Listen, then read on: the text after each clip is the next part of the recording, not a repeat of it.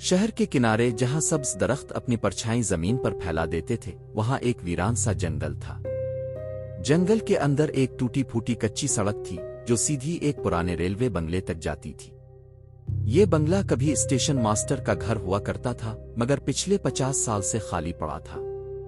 लोग कहते थे कि इस बंगले में रात के वक्त अजीब रोशनियां झिलमिलाती हैं, दरवाजे खुद ब खुद खुलते हैं और कभी कभी रेलगाड़ी की सीटी सुनाई देती है। हालांकि इस इलाके में रेलवे ट्रैक कई दहाइयों पहले उखाड़ दिए गए थे।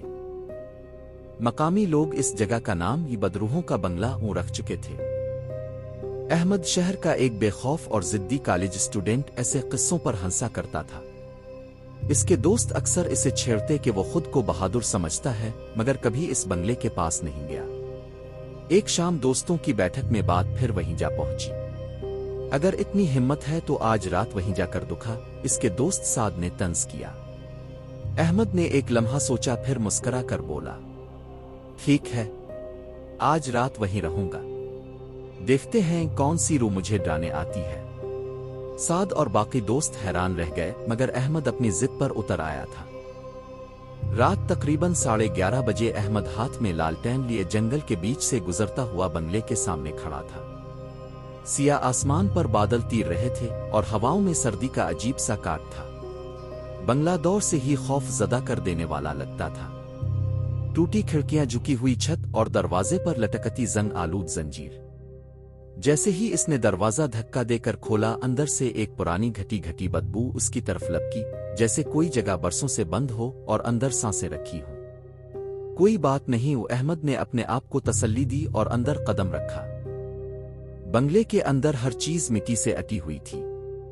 दीवारों पर पुराने पोस्टर चिपके थे, शायद कभी रेलवे के टाइम टेबल या स्टेशन के नोटिस रहे होंगे, मगर अब सिर्फ भूसे के बराबर रह गए थे। फर्श पर लकड़ी के टुकड़े बिखरे थे और कहीं कहीं जंग आलूद तारें झोल रही थीं। अहमद लालटेन पकड़े आहिस्ता आहिस्ता आगे बढ़ता गया। अचानक ऊपर की मंजिल से ठक ठक ठक की आवाज आई। अहमद ठिठक कर रुक गया। शायद कोई जानवर है, आचू है, वो खुद से बुड़बुड़ाया। इसके बावजूद कदमों में हिचकिचाहट आ गई। लेकिन अपने दोस्तों को दिया चैलेंज याद आते ही वो सीढ़ियां चढ़ने लगा।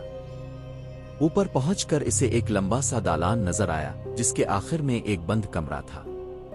जैसे ही वो आगे बढ़ा, अचानक हवा का झोंका आया और उसकी लालटेन बेहाल सी जलने लगी। कमरे के दरवाजे पर हाथ रखते ही दरवाजा खुद ब खुद चरचराता हुआ खिल गया। अंदर एक मेज पड़ी थी जिस पर मिट्टी जमी हुई थी। मेज पर एक कापी खिली थी।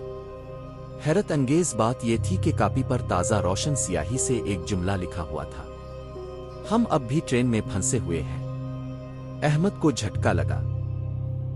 इसने कापी को हाथ से छुआ तो महसूस हुआ कि स्याही अभी गिल्ली नहीं थी।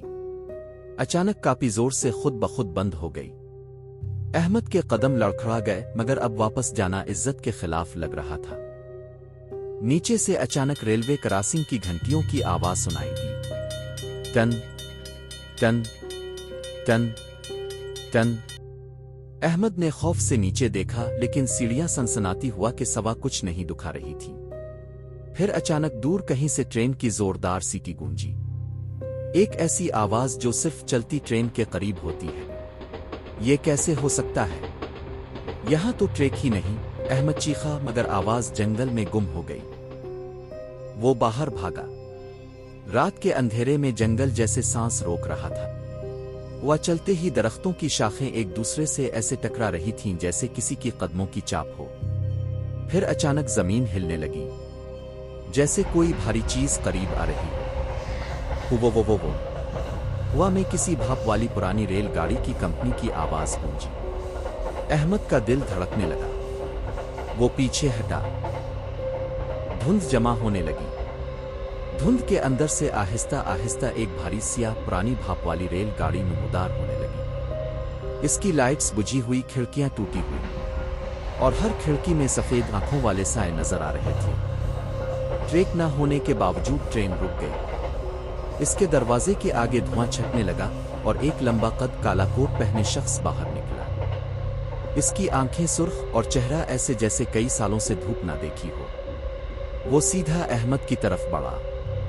آواز بھاری تھی، ہماری کہانی ادھوری ہے، اندر آ جاؤ، تم بھی اب ہمارے ساتھ رہو گے۔ احمد ایک قدم پیچھے ہٹا مگر اس کے پیروں کے نیچے زمین جیسے سخت سے نرم ہوتی جا رہی تھی، جیسے وہ کسی دلدل میں دھنس رہا ہو۔ اچانک ٹرین کے تمام سائے بیک وقت چیخنے لگے، ایک ایسی چیخ جس میں درد بھی تھا، بھوک بھی اور غصہ بھی۔ احمد کی لالٹین ہاتھ سے گر گئی، وہ پوری قوت سے چیخا، بچاؤ وہ، مگر آواز جنگل، بنگلے اور دھند میں گم ہو گئی۔ دوسرے لمحے سناٹا چھا گیا، ٹرین غائب، دھند غائب اور احمد بھی غائب۔ اگلی صبح شکاریوں کے ایک گروہ نے بنگلے کے پاس احمد کا بیگ، اس کی ٹوٹی ہوئی لالٹین اور زمین پر اس کے قدموں کے نشانات دیکھے جو جنگل میں گئے لیکن واپس نہیں آئے۔ مگر جہاں نشانات ختم ہوئے وہاں مٹی میں پرانے ریلوے ٹریک کا نشان بنا ہوا تھا۔